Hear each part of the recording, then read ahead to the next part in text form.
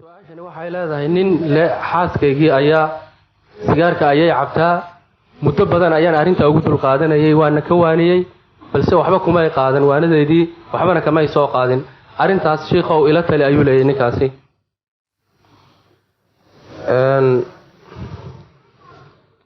taladayda waa uun talada sharcigan ku siinaya rasuulkeenna sal alla alay wasalam wuxuu yidhi 4 ruux baryadooda lama aqbalo buu nabi sal alla alay wasalam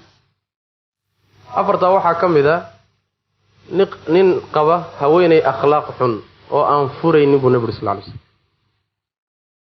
haweenay akhlaaq xun ninka qaba oo aan furin nabigu wuxuu yidhi sal alla alay wasalam baryadiisa lama aqbalo sax furitaanku waa dhib badan yahay duruuftan hadda aad ku nooshihiinna waa ka sii daran yahay laakiin haddana haweenay sigaar cabtaayey waxay soo wadataa ka badan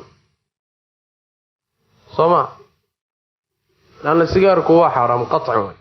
waa xaaraam qaciya haweenay sigaar cabtaayey ilmaheeduna sigaar unbuu cabbi doonaa ma shaki baa ku jira middaas ilmaha ay ku dhashana sigaar bay cabbi marka ilaahay subxaanahu wa tacaala mid ka khayr badan ha kuugu bedelo mid ka khayr badan ilaahay kuugu bedelo rasuulkuna sal alla alay wasalam wuxuu yidhi man taraka shay-an lilaah cawadahu allahu khayran minhu ninkii shay ilaahay dartii uga taga wax ka khayr badan buu ilaahay ugu bedela subxana wa tacala iska waanwaanso oo la hadal oo waani oo wax u sheego laakiin haddaad ka quusato yacni mid ka khayr badan ilahay kuugu bedelo subxana wa tacala rabbi subxaana wa tacaala wuxuu yidhi alطayibaatu lilطayibiin yacni waxa weeye dumarka wan wanaagsan iyo ragga wan wanaagsan way isleeyihiin khabiisaadka xunxunna ragga xunxun bay isleeyihiin shimbirba shimbirkiisuu la duulaa ruuxu hadduu hagaagsan yahay naag xun naag uma noqon karto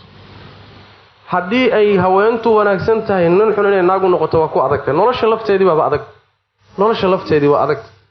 marka ma dhahayo waa xaaraam oo inaad la joogto waa xaaraam hadday tukanayso yacni la joogiddeediiyo qabiddeedu xaaraam ma gaadhayso laakiin haddaad leedahay ila tali taladaan ku siin lahaa waxay tahay gabadha waani oo arrinta ka waani haddaad kari weydana wax kastan ilaahay kugu bedelo wabillahi tawfiiq